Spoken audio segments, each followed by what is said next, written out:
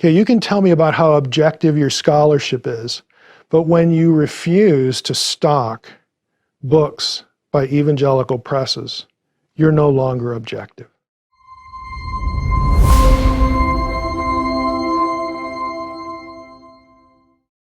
Providentially, I learned that academic respectability is a myth a long time ago. And here's where it started for me.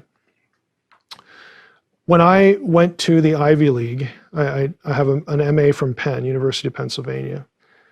My field was Egyptology and ancient history, and had some Old Testament in there, some Hebrew. One day I had some time to kill before class, and I decided to go to the Semitics reading room.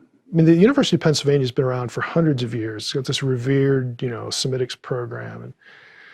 And I went there, and I was feeling a little impish, I guess, that day. And I thought, I'll bet in an hour or two, I can do this. I'm going to go through all of the stacks of the books here.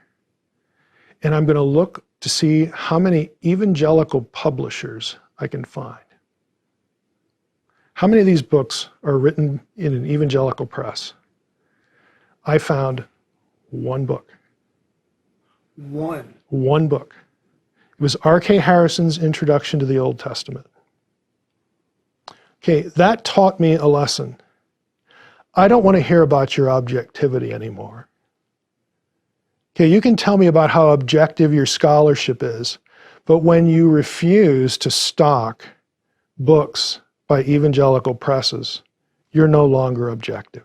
Gotcha, yeah. Because I can go to an evangelical seminary library and pull off the non-evangelical books, and there'll be thousands of them. Yeah. I don't want to hear it anymore. So I don't know what stuck that in my head to do that, but I actually killed a couple hours one night going through the stacks just to see. So, we have this notion that as people who take the scripture seriously, that we need to sort of sound less, academics would use the word sound less fundamentalish, but less, less evangelical, less predisposed to thinking uncritically about the scriptures to be respected. That's just bunk, okay? Because they don't do it. What's good for the goose is good for the gander. That's one point. The other point is you can do that. You can play that game. But as soon as someone finds out that, oh, you actually believe, like in a Trinity, you actually believe that Jesus was God incarnate. Okay, we love your work, but you're just a little out to lunch there.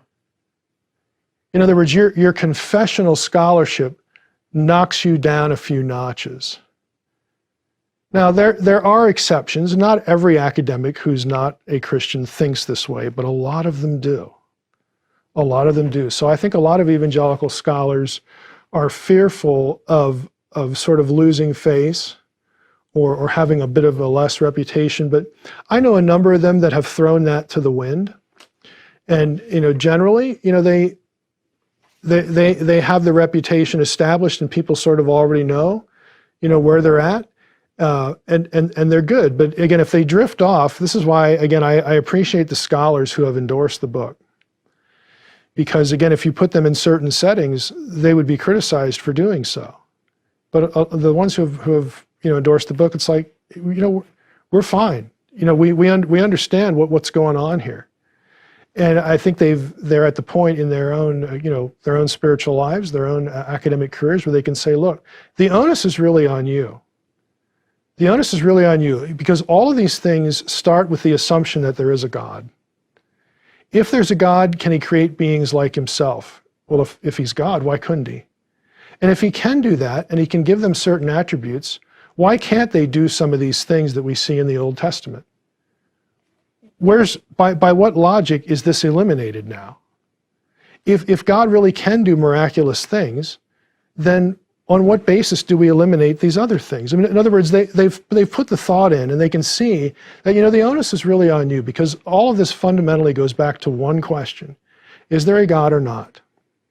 And if that proposition is coherent, and it certainly is, I mean, people who aren't even believers have defended it well, historically, just in terms of sheer logic, okay?